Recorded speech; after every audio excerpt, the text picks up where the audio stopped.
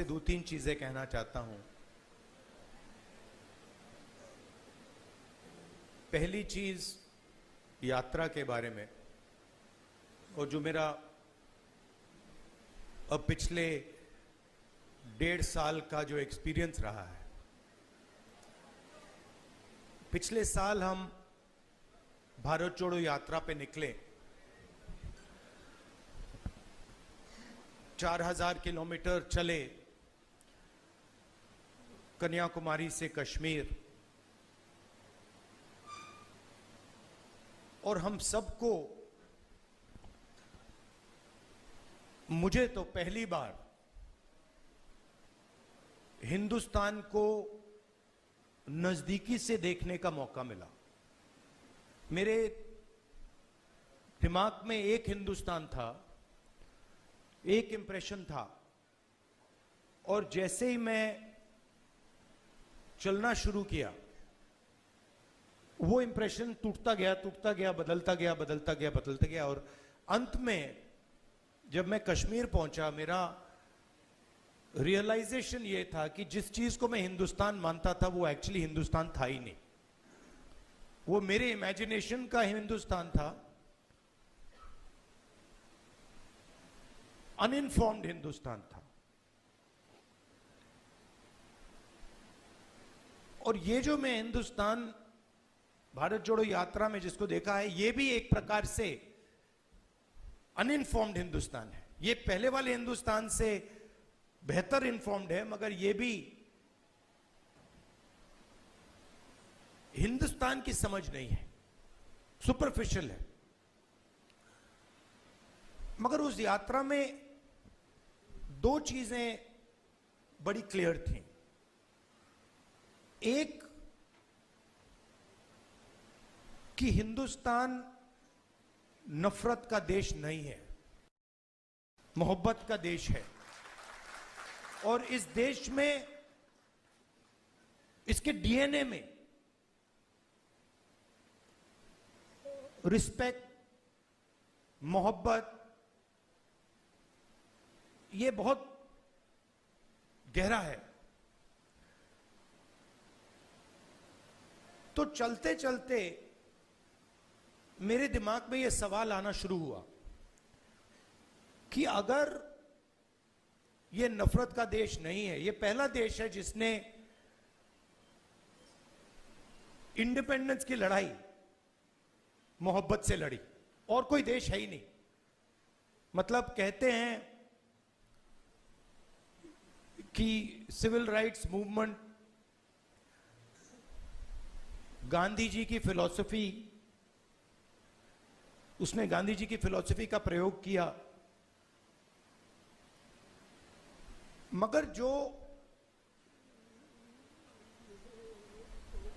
उनको डायरेक्शन किसने दिया? उनको डायरेक्शन गांधी जी ने दिया, हिंदुस्तान ने दिया। साउथ अफ्रीका में मैं गया था, मंडेला जी ने मुझे यही कहा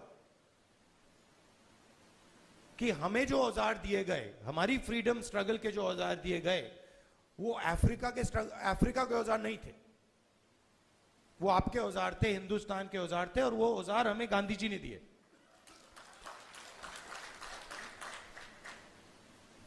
तो जब मैं चल रहा था, मेरे दिमाग में यह सवाल आया कि अगर हिंदुस्तान मोहब्बत का देश है, तो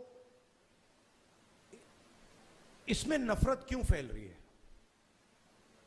क्योंकि इतना आसान नहीं होना चाहिए नफरत को फैलाना। हम कहते हैं बीजेपी नफरत फैलाती है, बट कोई ना कोई फाउंडेशन तो होगा, कोई ना कोई बेसिस तो होगी इस नफरत की। तो ये सवाल मेरे दिमाग में था,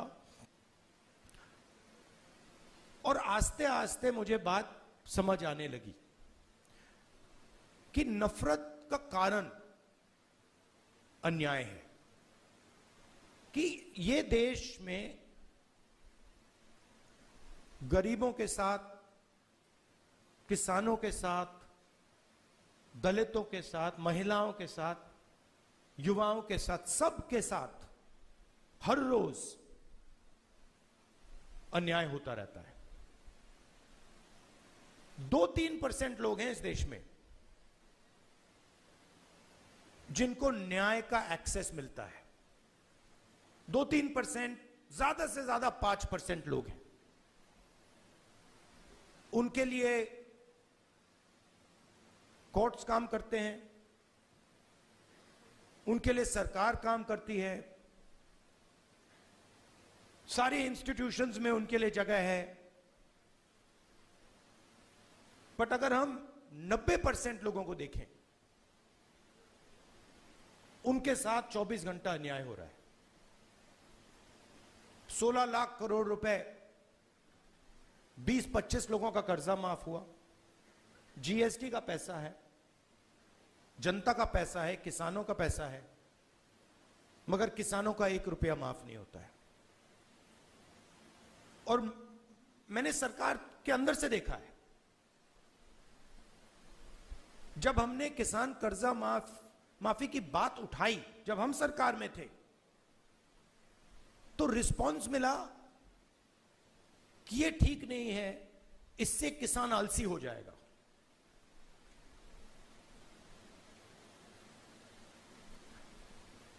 मनरेगा से गरीब व्यक्ति की आदत बिगड़ जाती है। मतलब वो काम कर रहा है, उसको आप उस काम के लिए पैसा दे रहे हो और उसकी आदत बिगड़ रही है। और दूसरी तरफ 20-25 लोग हैं, उनका 16 लाख करोड़ रुपए माफ हो रहा है, उनकी आदत नहीं बिगड़ रही। वो उसको पता नहीं विकास कहते हैं, डेवलपमेंट कहते हैं, प्रोग्रेस कहते हैं, पता नहीं क्या कहते हैं। तो अगर आप हिंदुस्तान के धन को देखें और उसको ट्रैक करें तो आपको दिखेगा कि ये जो सोने की चिड़िया कही जाती है, इसका पूरा का पूरा धन किसानों से, युवाओं से, दलितों से, आदिवासियों से, पिछड़ों से छीनकर ये 20, 25, 50, 200 कितने लोग हैं, ज्यादा नहीं है, इनके ओर फनल होता है। तो इसलिए हमने दूसरी यात्रा में न्याय शब्द जोड़ दिया। और इस यात्रा में हमारा फोकस उस पे था कि किस प्रकार का अन्याय हो रहा है। और हर कदम पे स्टूडेंट्स के पेपर लीक हो रहे हैं, किसान को एमएसपी नहीं मिल रही, मजदूर को मिनिमम वेज नहीं मिल रही, छोटे व्यापारियों को जीएसटी से दबाया जा रहा है। मतलब हर स्टेप पे, हर कदम पे लोग आ रहे थे, कह रहे थे हमारे साथ ये हो रहा है। मगर कंबाइंड कॉन्शियसनेस नहीं है। एक व्यक्ति कह रहा है मेरे साथ अन्याय हो रहा है। मेरे पास छोटे व्यापारी आए गुजरात में, उन्होंने कहा कि जीएसटी से, नोटबंदी से हमें बहुत चोट लगी। मगर उसी डिस्कशन में जो किसान के साथ हो रहा है वो उनको दिख नहीं रहा है, वो देख ही नहीं पा रहे हैं।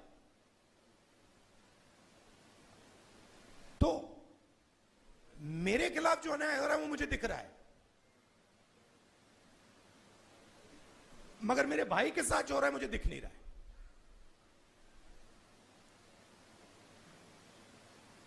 तो ये बहुत जरूरी बात है, क्योंकि जब तक आप अपने भाई के साथ जो अन्याय हो रहा है वो नहीं देखोगे, तब तक कोई मूवमेंट खड़ा नहीं हो सकता।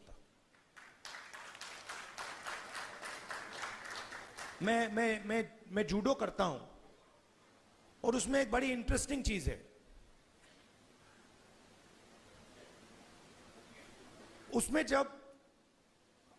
उसमें जमीन पे गिरना पड़ता है, फेंका जाता है व्यक्ति को। तो जब पहले व्यक्ति शुरू करता है तो वो अपने आप को प्रोटेक्ट करने की कोशिश करता है। जमीन पे गिरोगे तो फिर आप अपने आप की रक्षा करते हो। फिर थोड़ा एडवांस्ड होता है, फिर उसको बात समझ आती है, वो जमीन की रक्षा करना शुरू कर देता है। मतलब don't protect yourself, protect the mat. और बड़े मजे की बात दिखती है कि जब आप जमीन को प्रोटेक्ट करते हो तो ऑटोमेटिकली जमीन आपको प्रोटेक्ट करती है। तो मूवमेंट कैसे बनती है? मूवमेंट जब बनती है जब मैं अपने दर्द को छोड़कर मेरे साइड में जो खड़ा है उसके दर्द की रक्षा करना शुरू करता हूं, ऑटोमेटिकली वो मेरी रक्षा करेगा, उसको करना ही पड़ेगा। तो ये एक मेंटल लीप की जरूरत है। सबको दिख रहा है कि भाई किसान को दिख रहा है, मजदूर को दिख रहा है, सबको दिख रहा है, मगर एक दूसरे का दर्द नहीं दिख रहा किसी को।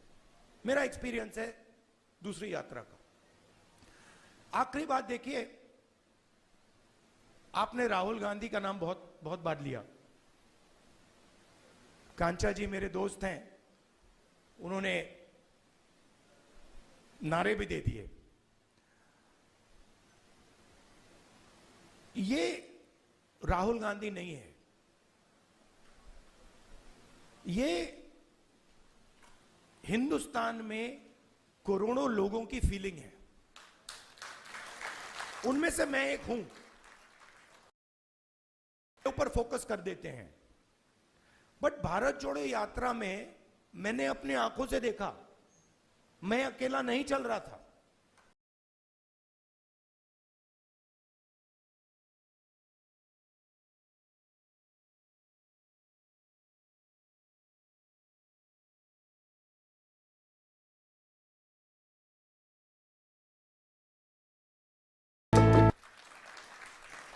और एक्चुअली भारत जोड़ो यात्रा की स्ट्रेंथ राहुल गांधी नहीं था।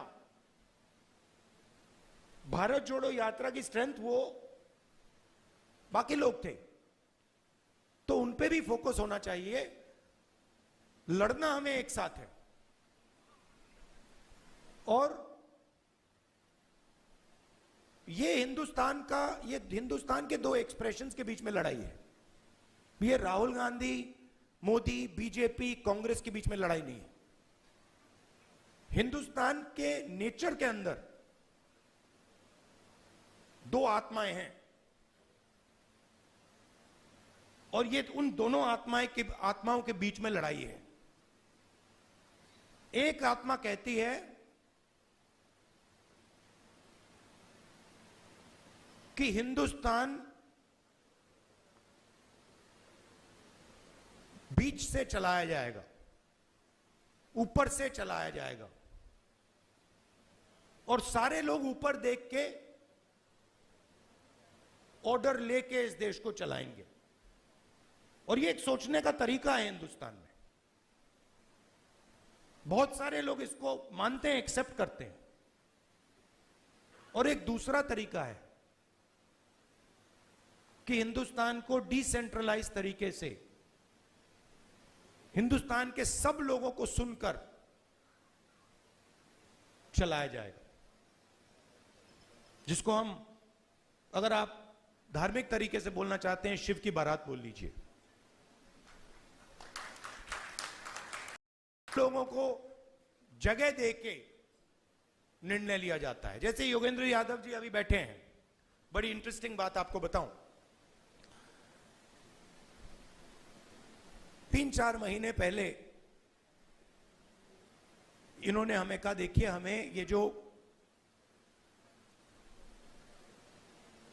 गारंटीज हैं, हमें क्लियरली बता देना चाहिए देश को कि इंडिया गठबंधन आएगा तो क्या करेगा। और आज मैंने इनसे पूछा कि आप बताइए, ये जो हमने गारंटीज देश के सामने रखी हैं, इससे आप खुश हैं? तो इन्होंने कहा मैं खुश हूं, मगर बहुत केओटिक डिस्कशन हुआ। केओटिक डिस्कशन हुआ क्योंकि ये एक्चुअली कांग्रेस पार्टी की, राहुल गांधी की, खारगे जी की इंडिया गठबंधन की गारंटीज नहीं है। ये एक्चुअली हिंदुस्तान की आवाज है। उसको हमने चुन चुन के सुन के निकाला है, उसको रिफाइन किया है। बीजेपी ये काम कर ही नहीं सकती, क्योंकि उनका तरीका सेंट्रलाइज है, ऊपर से बोलते हैं। नरेंद्र मोदी जी रेडार की बात करेंगे, सब कुछ नरेंद्र मोदी जी से निकलता है। उनके विजन में और आरएसएस के विजन में ज्ञान एक व्यक्ति के पास है, किसान के पास ज्ञान ही नहीं है, मजदूर के पास ज्ञान ही नहीं है, बेरोजगार युवा को कोई समझ नहीं है। आईआईटी की डिग्री है तो पूरी दुनिया को समझ गया, ये थिंकिंग है। तो इसके खिलाफ हमारी लड़ाई हो रही है। हिंदुस्तान का सबसे बड़ा साइंटिस्ट, जितना उसमें ज्ञान है उतना ही ज्ञान हिंदुस्तान के किसान में है, बस दूसरे तरीके का है। मैं बंगाल गया और वहां पे वो महिलाएं थी, इसी यात्रा पे महिलाएं थी, वो बीड़ी बना रही थी।